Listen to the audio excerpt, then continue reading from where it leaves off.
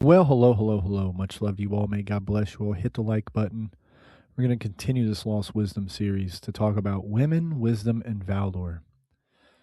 Milan Kundera, a French author with a book called Immortality, wrote, "Only woman is capable of nourishing within her an unsubstantiated hope and inviting us to a doubtful future, which we would have long ceased to believe if it were not for women." So, as you know, we talked about in Proverbs 1 through 9, you had Lady Wisdom and Lady Folly. But throughout this one, we're going to talk Proverbs 31 offers a fitting end to the book in that it combines the guiding motive of the fear of the Lord, Proverbs 31:30, with the daily works of wisdom in a life of remarkable but anonymous woman, Proverbs 31:10 through 29. As we've went through these, two extreme interpretations seem to prevail today with the book. The one, a literal, more conservative reading, images such perfection in this woman that it is unattainable, and the other, a feminist reading, praises this woman's strength over against the male dominated cultures of the ancient world. This is a good example of how our social and cultural backgrounds influence our readings of the Bible. And I think a lot of people take it as a feminist type of look.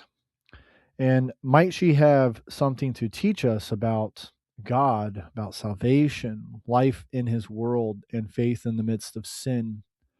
A grief and brokenness that we see. We see that she also reinforces virtues of beauty, compassion, diligence, creativity, vision, purpose, and love, all of which God has woven into the creation for both men and women to embrace and to embody. So, as we go through Proverbs 31 is the last of 7 sections of the book of Proverbs, each which is marked by a major heading like Proverbs 1:1, Proverbs 10:1, Proverbs 22:17, Proverbs 24:23, Proverbs 21 verse 1, Proverbs 30 verse 1, and Proverbs 31 verse 1. This final section has 2 parts: the instruction of King Lemuel's mother in Proverbs 31 1 through 9, and the song about the wise woman who fears the Lord in Proverbs 31 10 through 31. So, as we go through this, let's look here at a little bit of an outline of the book of Proverbs 31. Proverbs 31 1 through 9, the instruction of King Lemuel, which he received from his mother. 2, we can look at Proverbs 31 10 through 31, the hymn of the valiant woman. We see A, Proverbs 31 10 through 12, it's an introduction. Proverbs 31 13 through 20 can be B, her wise works. And then we can break down between these wise works to say 1, Proverbs 31 13 through 15, she seeks worth, hands, food, time, eyes, industry, a lot of things the woman does in the community. 2, Proverbs 31 16 through 17, she knows value, land, agriculture, hands, physical strength.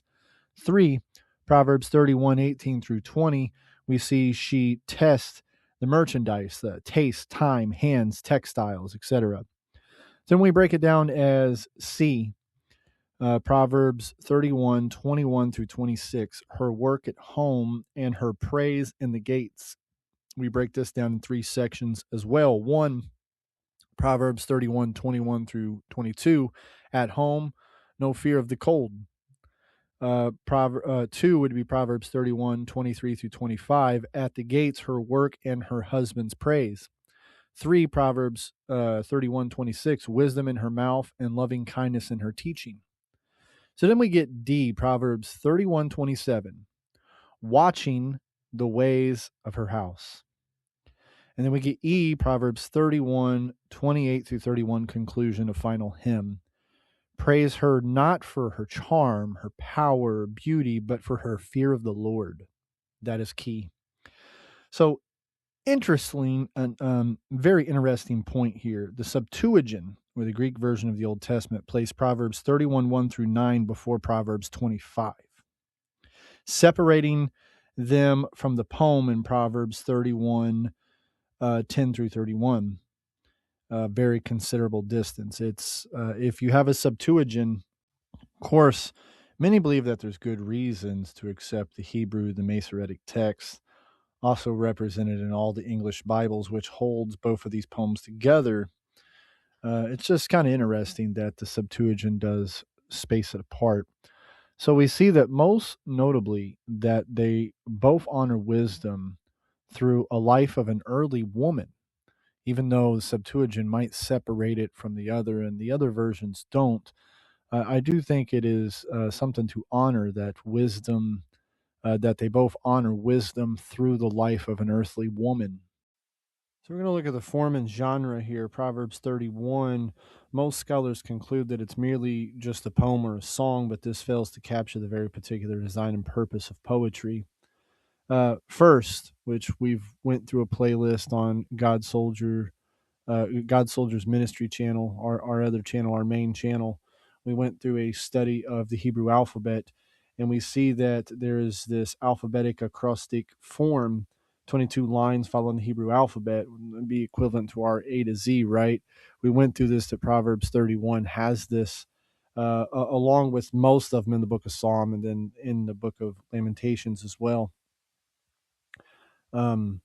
We see that there's the completeness of wisdom here. There is at least 14 of these type of poems throughout them. Like I said, most of them are in the book of Psalm. Let's, for instance, look here in Psalm 112, verse 2, where it says, his seed shall be mighty upon the earth, the generation of the upright shall be blessed. So we see here, of course, Proverbs 31, 10 through 31 is a focus of the benefits of wisdom. Here, we're talking about the man that fears the Lord. He's blessed. And this draws an antithesis between righteous and the wicked. Look in verse 3. Wealth and riches shall be in his house, and his righteousness endureth forever. And we also see verse 6. We talk about the righteous. Verse 9 and 10 has this antithesis between the righteous and the wicked, as you can tell here. And then we go back to Proverbs 31. And for instance, verse 30, see, favor is deceitful and beauty is vain, but a woman that feareth the Lord, she shall be praised. So here we see the praise of the woman who fears the Lord. This is drawing an antithesis between the beauty and vanity, right?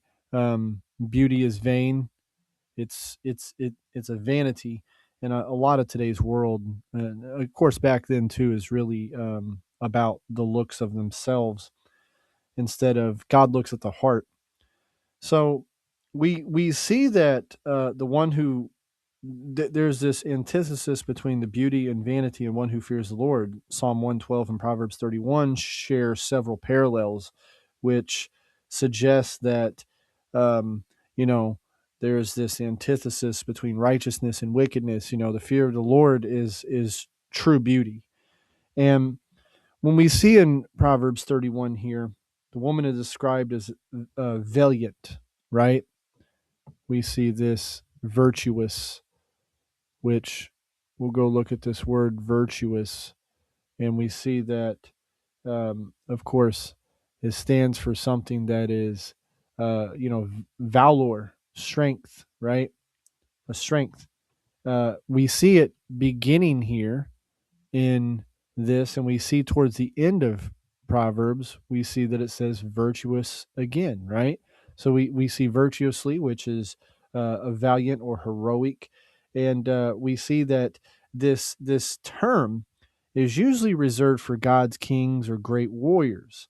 And we only get other places in Scripture, only one other place where this is related to a woman. For instance, right here, virtuous woman, with Ruth in Ruth 3:11 and 4:11 is the only other time we see a woman that is mentioned with virtue, being virtuous, as you can tell. Let me see. and the women and the elders and the house of Bethlehem be famous. Right here, this word would be virtuous, as you can tell here. This, but then if you see in 2 Samuel 23:20, we see this talks about David's mighty men, men of valor, right? They're valiant. But like I said, usually this term wasn't applied. It's only a couple times in Scripture we see it applied to a woman, Proverbs 31, and then in the book of Ruth. So we look at the message and history of interpretation of this. The woman in Proverbs 31 was generally interpreted as allegorically as the Torah, but also as Moses, Joseph, and Boaz. But for the first 15 centuries of Christian interpretation, it was read allegorically as the church. People like Augustine, Gregory the Great, and many others. We also see that some put this as an intellectual wisdom origin, and others, yet never as an actual earthly woman. It wasn't until around Martin Luther's time in the 16th century, that we find a challenge to the long history of this interpretation. They read this passage as a poem about, um, you know, about a wife and a mother. And even as literal interpretations were on the increase, connections between the woman's work and religion and faith remained unaddressed. To this day, commentators are perplexed as to why a woman who fears the Lord is never described as engaging in religious activities. In other words, she remained a good example for women at home, and vague encouragement to be spiritual and do good work to honor God. But there was an argument brought up in the 19th century by a Franz, um, who said that, arguing instead that this woman's works were in fact the evidence and outworking of her fear of the Lord. Now, um, as we look through this, they also the argument was also brought up that to resist the Catholic and Anabaptist traditions, which held earthly works to be inferior to the higher spiritual calling of worshiping God. As we know, a lot of faiths are really big about the works. So let's look at the theological interpretation, though, of Proverbs 31 from verse 1 through 9. The words of King Lemuel, right? This is what his mother taught him. The words that his mother had taught him in these 9 verses are a rare phenomenon. While mothers of kings showed up in ancient literature giving advice on policymaking and theology, no parallel exists for a mother's wise sayings to her royal son. Furthermore, mothers in the ancient world were typically expected to lead quiet lives in the home. This rare mother has knowledge of political, social, and moral affairs, which suggests she has gained extensive experience in a public life. In the ancient world, gods and kings and male warriors were common targets of such praise, but women weren't. So this established King's writings on and of the praise about his own mother and her great wisdom. And noteworthy is the woman's first caution to her royal son not to give his strength or his ways to a woman. We see in verse 3, give not thy strength unto a woman, nor thy ways to that which destroyeth kings. Um, so we see here, this is the same word that we would see for valiant. Don't give your valor, your virtuous ways. Don't give these to a woman, because this is what can destroy a king. This warning echoes very close what we were looking at in the other ones from Proverbs 1 through 9, when we're getting the warnings about the adulteress. But also, the vocabulary also works to tie the whole book together. That word for valiant and strength, um, as you see here, this word, it's meant to tie things together. Um, it is it is rare in Proverbs, and yet it appears 3 times in this chapter alone. King Lemuel's words in verse 3, and then 10 and 29, we see is the only time that we really are getting this rare word being used. Even though it appears a lot in the Bible, it's a little relatively rare to see it prop up in Proverbs. But this is one of the many signs that these two passages have been intentionally woven together with the message of the book of Proverbs as a whole. The reference to ways, right? We get, don't follow their ways. We hear that a lot throughout. There's a way that seems just unto a man. It's really tying things together here. And we connect these admonitions with the parent's voice in Proverbs 1 through 9, warning as we talked in the last study that had pop up, Proverbs is teaching us how to raise our kids to get ready for their adulthood lives, and warning about the adulteress. And there's two ways, one might seem well, but then there's a way that actually leads to life. And the teaching of King Lemuel's mother thus prepares us for this climatic poem from verse 10 through 31. And in Proverbs 31, 10 through 31, we see wisdom is not a rational or spiritual retreat from the world, nor does it celebrate the musings of male scholars above other professions. This wisdom is for everyone and applies to everything in life. A lot of people, as we talked in the beginning of this, try to put this as a sexist thing. I mean, men need to also heed to these verses right here, because it applies to everything throughout life as well. And as it glories in the essential goodness of women in the creation, it sanctifies the concrete, practical lives of all humans, male and female, adult and child, politician and farmer. Whether you're a musician or a Wall Street broker, it doesn't matter. We see that the introduction to this hymn begins with, in verse 10, it says, "Who can find a virtuous woman? For her price is far above rubies." Finding a wife or a woman was common wisdom theme in the ancient world. The Hebrew word for virtuous, which is reserved almost exclusively for masculinity or divine feats of military accomplishments. Valiance is much more appropriate translation, suggesting that this woman is worthy of masculine, godlike praise. Is something is really something to see as we go through this.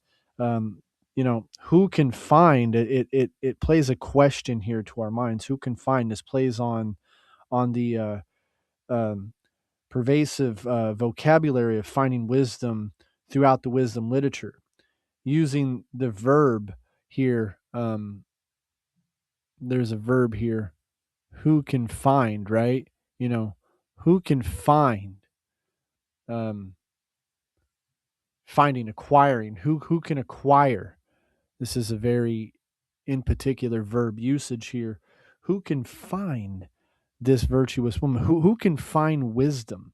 Where are people looking for wisdom first and foremost? A lot of people are not going to God, who gives wisdom, as the Bible tells us, and we see that Proverbs speaks endlessly of finding wisdom and knowledge.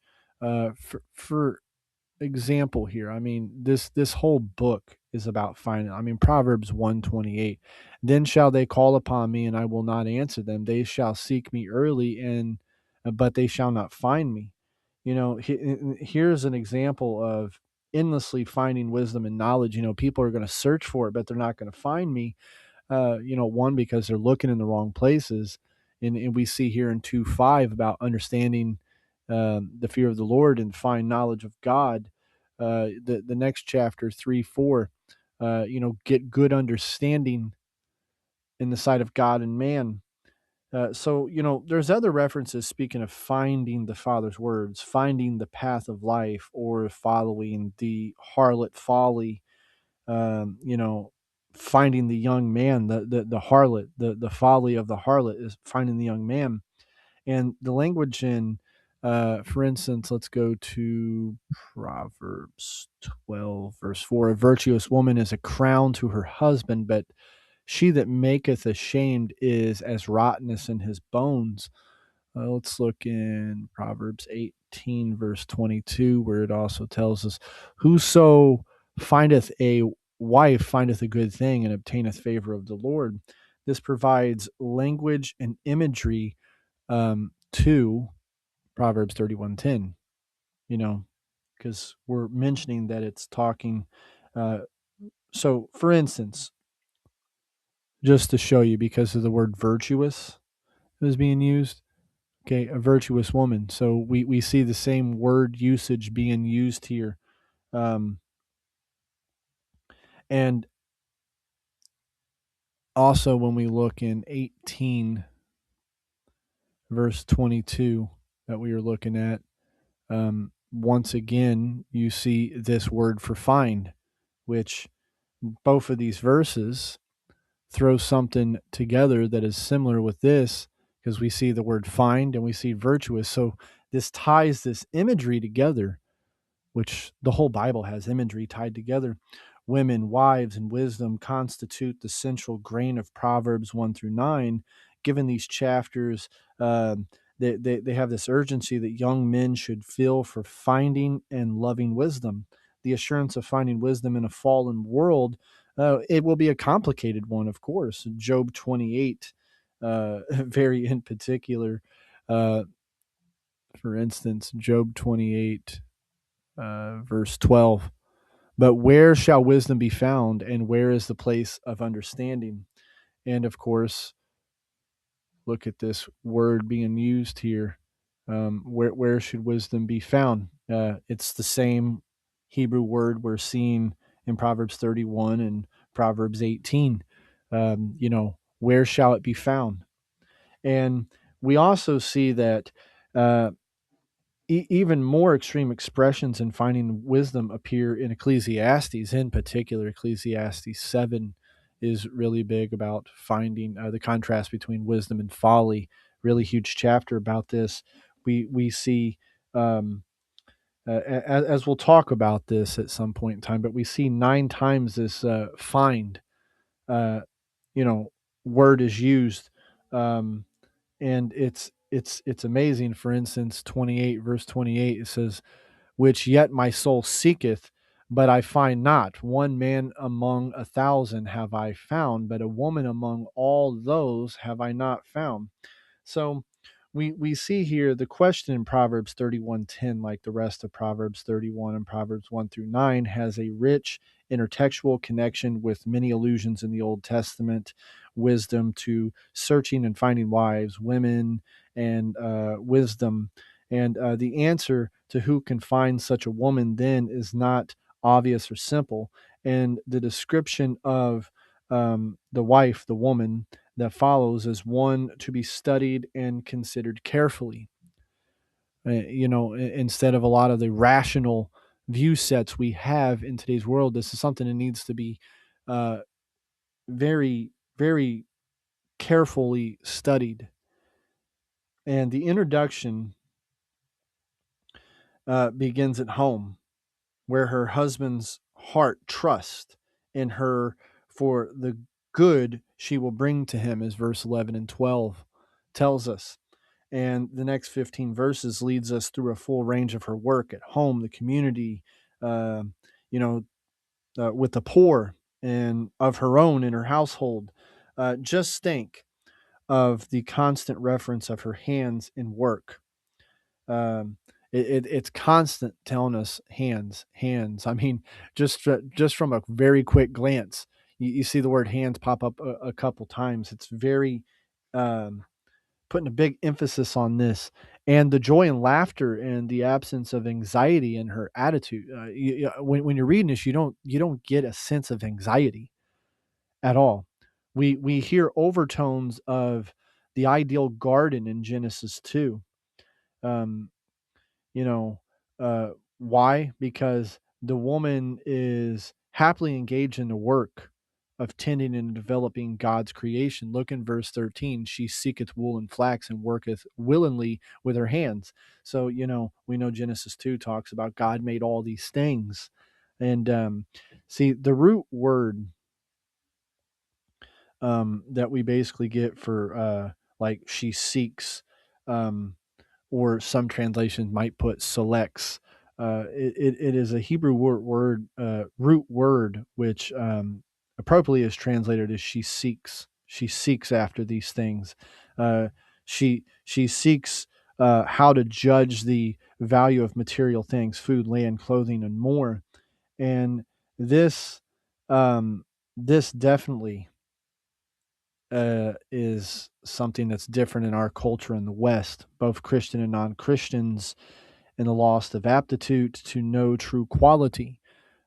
Today, people count a woman as a woman if you get a sex change, and now all of a sudden you're a woman. We have lost this in our culture, the true quality of a woman.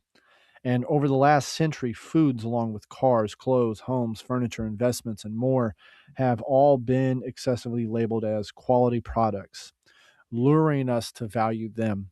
What is your value worth? What type of car you driving? That's not necessarily what values us, but that's what society values. If you get what I'm talking about here. But what exactly does it mean to have quality, safe, comfortable, organic, clean, local? And these advertisements never give precise answers.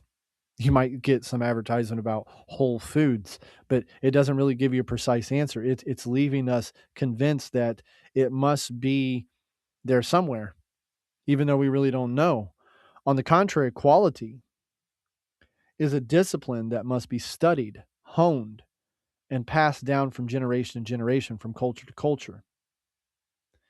But it's been lost in our post industrial age, been lost completely, and continues to get lost more and more now that we're entering. I would say we're really starting to get out of the post industrial age, and we're starting to get into the age of technology and AI, where it's really taken over a lot. Psalm 34, verse 8 says, "O taste and see that the Lord is good. Blessed is the man that trusteth in him." So let's go back to Proverbs 31 real quick. Proverbs 31, and let's look in verse 14 and 15. We see, she is like the merchant's ship. She bringeth her food from afar. She riseth also while it is yet night, and giveth meat to her households, and a portion to her maids. So this speaks specifically to the benefits of the woman's house. The imagery overflows with, um, you know, being very prosperous at what she's doing in the realms of time and place. We witness how her efforts range from the local to international, like the merchant ships that come from far away. And that's how we can't just look at local. We have to look at international, because merchant ships, for instance. We also gain a sense of her diligence, which brings which begins while it's still night and early morning. As you see, we're talking about night, but going into the early morning here. And in Proverbs 31, verse 18, she perceiveth that her merchandise is good, her candle goeth not out by night. So we find also that she works well into the night. There are no signs of weariness, despair, or burnout. One must proceed with caution at this point. Um, no human could do everything this woman could do. That is not the point of this poem. The point, as we see it, is that true wisdom, when aimed towards the goodness of God's creation, has no limit to the material, temporal, or geographical regions in which it finds the joys of good work. Wisdom loves all creation all the time. And in verse 16, we see, she considereth a field and buyeth it. With the fruit of her hands, she planteth a vineyard. Because we know that there's no man or woman on this earth that isn't going to get tired. That's why we have to use a point of caution here. Some people will get so literal with things when a lot of times the Bible is speaking metaphorically to us about certain things. We know God does not wear out. We know that the Holy Spirit does not wear out. Human beings will. We have to refill in the Lord God Almighty. So when we see she considereth the field here, I want us to look at the Hebrew word here. This Hebrew word is to plan, usually in a bad sense, but not. That's why it says usually, right? Consider, devise, imagine, plot, purpose. It can also mean think evil, but that's not what we're seeing here in this verse. Um, Now, let's also look at Proverbs 8:30 through 31, where it says, Then I was by him as one brought up with him, and I was daily his delight, rejoicing always before him, rejoicing in the habitable part of his earth, and my delights were with the sons of men. So here, as we read this, we see there is this quality to a woman of wisdom. Good land means good soil, good grapes, profitable harvest for fermenting, and a community blessed and transformed by the results. Transformed by the results. See, it's so important to uh, live out the way the Bible says, because it can bring transformative things to not just people around us, but our community in whole. Proverbs 31 verse 20 says, She stretcheth out her hand to the poor, yea, she reacheth forth her hands to the needy. So we see um, wine together with bread and oil are most symbolic of foods that we see throughout. We get wine, bread, oil. These are very symbolic things mentioned throughout the Bible. Eating is perhaps the most powerful act we do as physical creatures, though, compared to wisdom. Eating may be a humble subject, but it is not it is no trivial matter. Um, it is the first and most urgent activity of all animal and human life. We are only because we eat, right? If we don't eat, we're not here. I'm not saying you can't fast, but we couldn't go the whole year without eating, and even more importantly, drinking water is very important. But in the New Testament, the arrival of the Messiah, the kingdom, John 2, and the Lord's Supper, bread, wine, and oil, um, we see that these foods stand as signs against the evil, injustice, and poverty in the world, while also affirming the place of celebration. Thus, not only does the scripture um, tell us, not only does supper celebrate that the King of creation reigns, but it also reminds us that God sustains our physical bodies now and will do for an eternity as well. Two literal images that we get from Proverbs 31: clothing and eating. And we see verse 17, she girdeth her loins with strength and strengtheneth her arms. Verse 25, strength and honor are her clothing, and she shall rejoice in time to come. And then her diligent work in verse 27, she looketh well to the ways of her household and eateth not the bread of idleness. So we see this symbolicness of, talking about people can eat things not like physically but spiritually. You're not spiritually in a state of idleness. Very important here. um, this word gird is to gird on like a belt or armor, to be able to put on. um, Also can mean restrain, and it is typically used to describe a warrior, warrior's armor for battle. This imagery appears in verse 25 here. Verse 25, it's appearing here that strength and honor in her clothing, and she shall rejoice in the time to come. So she's like wearing this armor, the armor of the Lord, first and foremost. Now let's also look here in verse 18. She perceiveth that her merchandise is good, her candle goeth not out by night. So once again, she tastes that her merchandise is good. Those that are skilled in the visual arts or music, food, clothing, agriculture know that the sense of a product's worth is a skill developed through study and experience.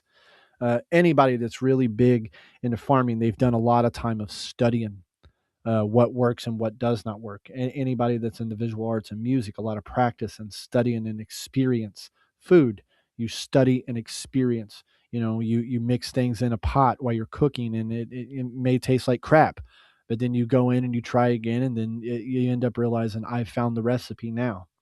See, this poem constantly runs against the grain of our fast food industries, our box stores, our technological culture, with the love of speed and the convenience over quality and durability. Nothing's very durable in today's world. It's a disposable world. Verse 19 and 20 says, she layeth her hands to the spindle, and her hands hold the distaff. She stretcheth out her hand to the poor, yea, she reacheth forth her hands to the needy. So we draw our attention to her hands. What are they doing? Hands reach, palms grasp, palm spread, hands reach, right? I mean, this is an action with the hands. To reach or put out the hands is also a military term used for the valiant warrior. Fulfilling the words of his mother Lemuel in verse 9, he says, open thy mouth, judge righteously, and plead the cause of the poor and needy. Um, so we see here, she provides mercy to the poor and needy. Verse 19 and 20 as well, right? Verse 21 and 22, she is not afraid of the snow for her household, for all her household are clothed with scarlet. She maketh herself coverings of tapestry. Her clothing is silk and purple. So as we're looking at this here, this is the opposite of our secondhand culture, right? Where we give away our unwanted stuff. Here it's making use of everything. While there is nothing wrong with giving away uh, unused things, or things that have just collecting dust in her house, this woman elevates the dignity of the poor by treating them like her own children. I've taken this and I've made it for him. Now look in verse 24 and 25. She maketh fine linen and selleth it, and delivereth girdles unto the merchant. Strength and honor are her clothing, and she shall rejoice in the time to come. So in verse 21, she's not afraid of the snow for her household, and for all her household are clothed with scarlet, right? This begins the second half of the poem.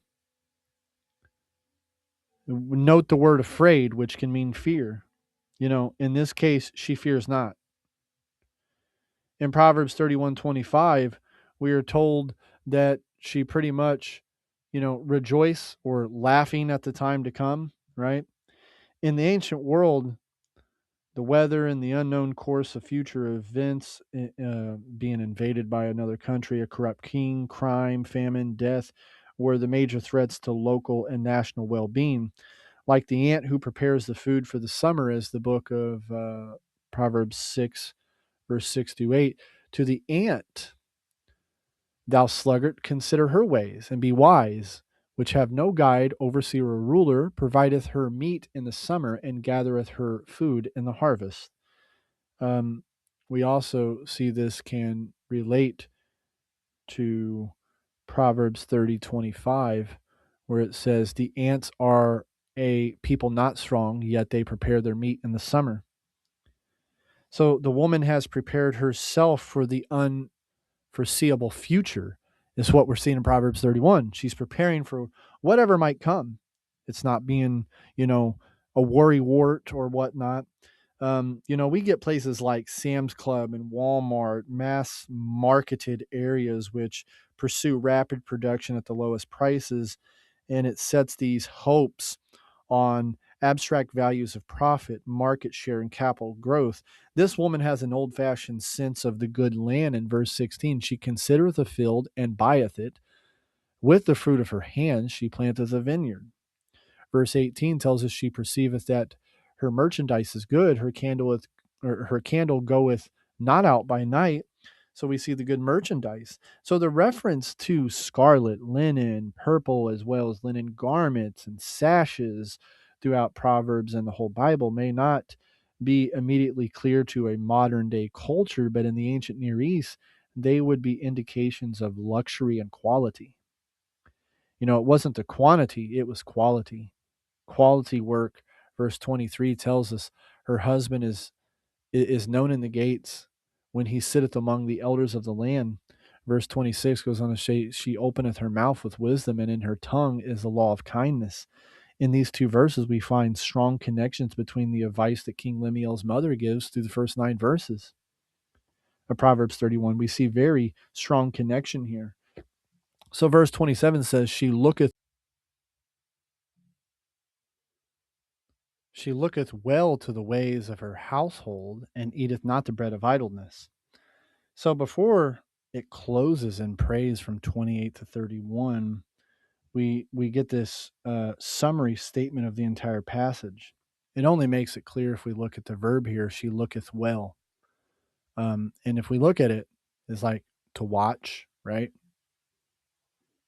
To look up well, to keep the watch. And it's very important that we look at this aspect here to know that it's actually um, providing us some very key information. She watches the ways of her household. Verse 28 and 29 says, her children arise up and call her blessed, her husband also, and he praiseth her. Many daughters have done virtuously, but thou excellest them all. So we see these first 2 verses here in the closing part begin with the praise that flows from home. Just as her work started there in 10 through 12, it starts in the house. We're seeing its closing the same way. While the woman's success in and outside the home was a common value across ancient cultures, not so much today, more and more couples live most of their lives outside of their home. With the new standard of 2 income households and single working mothers, the family and the home have paid the price, which is why I think a lot of family and home are getting further away from God because we have this new set of culture realities: daycare centers, children's television, video games, toys, parenting books, countless youth sport programs, extended summer camps, all day kindergarten, even junior kindergarten, preschools. Um, these were rare just 30 years ago, but they're becoming a common theme now. And we find increasing signs that parent and grandparent, aunts and uncles and siblings and neighbors, all of whom constitute the family in the ancient world of Proverbs, are no longer the dominant context of raising a child. We see that the homes are lost. And that's why we're looking at the Lost Wisdom series, because we've lost the value of home. And everything in our culture tells us to build careers, economic security, 401ks, buy silver and gold, but almost nothing tells us to build homes and to nurture a sense of being grounded in a particular place, belonging to a particular people. See, the family, according to Proverbs 31, is the core building block of a culture, the place where our day begins and ends, and the source of our truest sense of identity can be there. The Valiant Woman encourages men and women to ground their loyalty with the people and in the place where they begin and end their day. If you look in X amount of years ago, I think the world had a little bit more of a standard because it was set to a family oriented home. Yeah, the dad would go out and work for X amount of hours, but it was always still family oriented. Look here in verse 30. It says, favor is deceitful and beauty is vain, but a woman that feareth the Lord, she shall be praised. So neither men nor women are to be cherished for physical beauty alone. Their deepest worth is in the capacity to embody wisdom. In this way, the poem ends where the book of Proverbs began, the fear of the Lord, because that's how the book of Proverbs began, is to talk about the fear of the Lord. And, you know, look here, for instance, in verse 31, give her of the fruit of her hands and let her own works praise her in the gates. So we get a sense of honor here, right? Honor.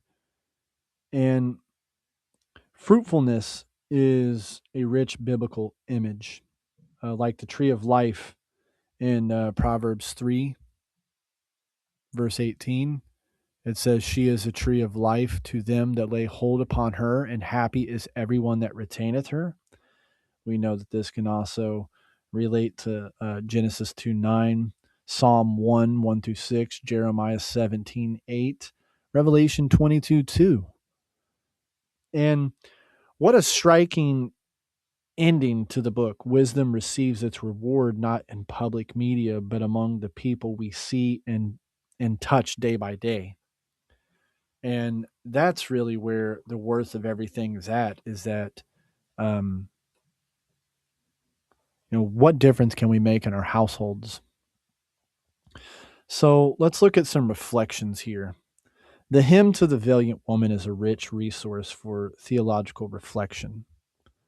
It's great to reflect on what this is saying. Wisdom is neither purely masculine nor um, primarily philosophical. Some of the ancient Near Eastern um, texts, like the Samaritan texts, have very similar praises to the treasured women.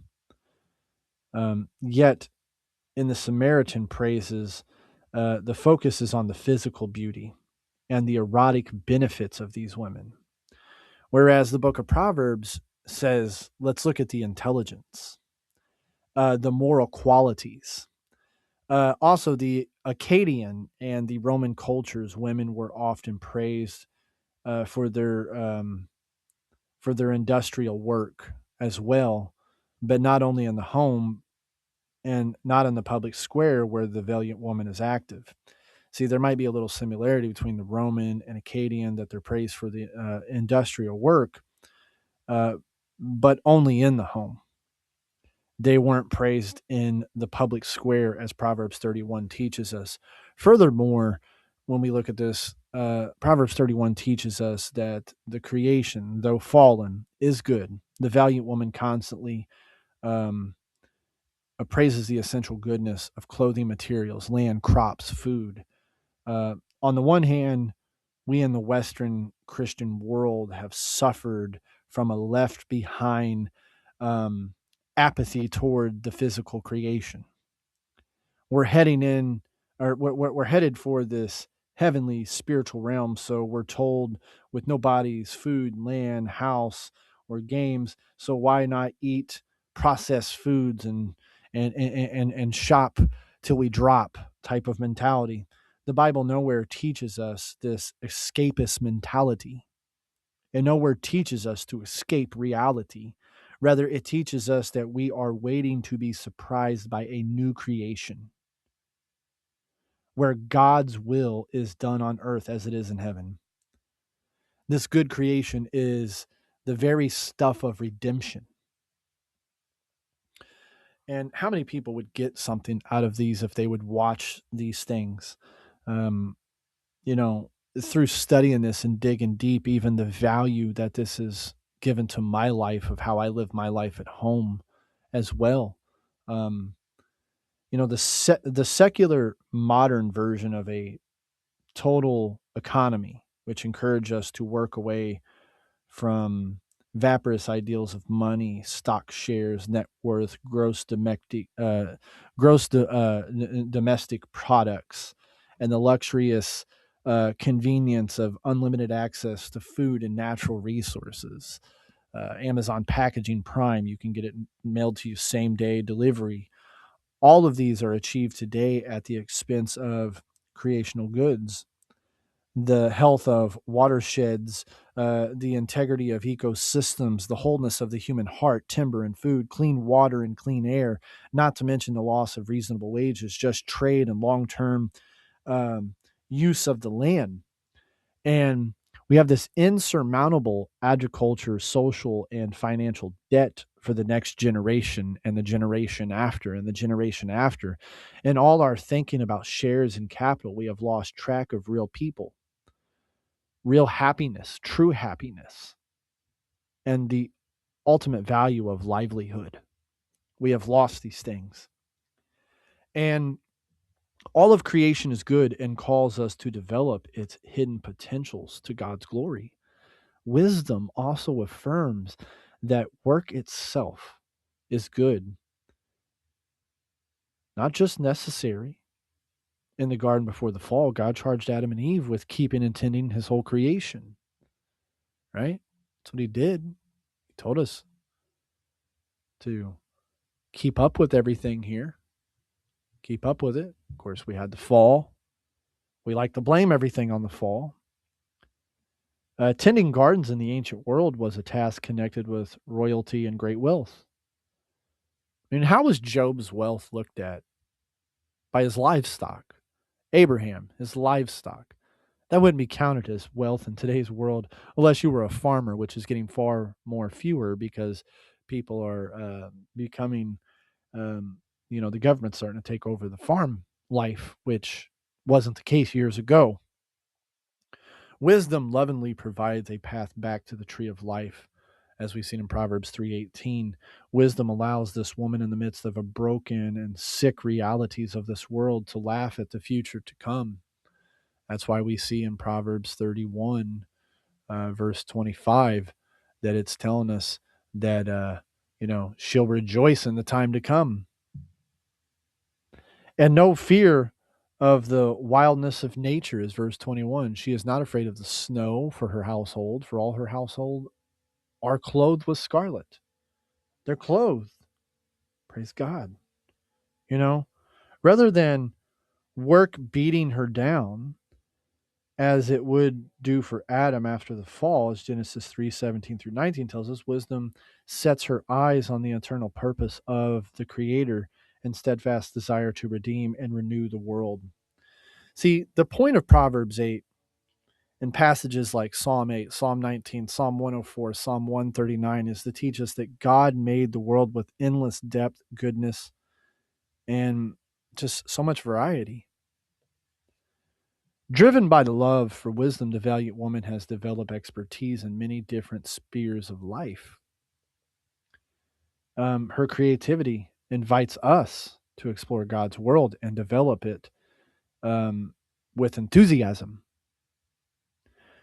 Genesis 1:28 tells us, and God blessed them, and God said unto them, be fruitful and multiply and replenish the earth and subdue it and have dominion over the fish of the sea, over the fowl of the air, and over every living thing that moveth upon the earth. So, like Noah's dove that returned with the olive branch from a new world, this woman ultimately reminds Christians that Jesus has risen with the good news that creation is safe for humanity to rule again because he's conquered death. But how many people are working for a paycheck, sadly separated from their personal gifts and their sense of call? Some people are so skilled in what God has given them, but they're not able to use these skills because they're having to live paycheck by paycheck. So one does not do the work that one chooses to do because one is called to do it by heaven or by one's natural abilities, but does instead the work that is determined and imposed by the economy. We have lost a biblical rooted vision for humanity and its created surroundings. In Genesis chapter 2, verse 19 through 20, it says, and out of the ground the Lord God formed every beast of the field and every fowl of the air, and brought them unto Adam to see what he would call them. And whatsoever Adam called every living creature, that was the name thereof. And Adam gave names to all cattle, and to the fowl of the air, and to every beast of the field. But for Adam there was not found an help meet for him. When God tells Adam to name the animals, and he gives us the freedom to exercise individual creativity in caring for the world he made. God has made the earth. God has made each of us individually to flourish in unique ways. We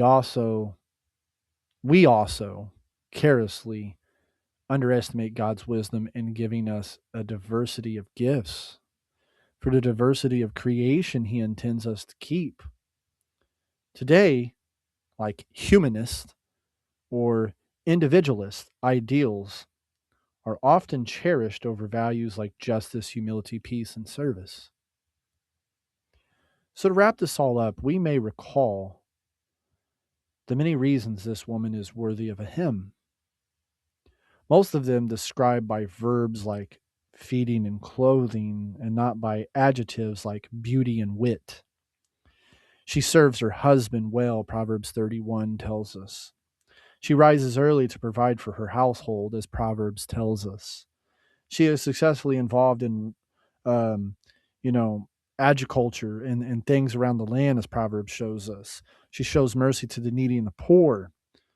Among many other things, she clothes her family with scarlet fine linen and purple. In our English Bibles, which follow the order of the Greek Septuagint, Ecclesiastes follows Proverbs, but in many Hebrew manuscripts, Proverbs 31 is followed by the book of Ruth.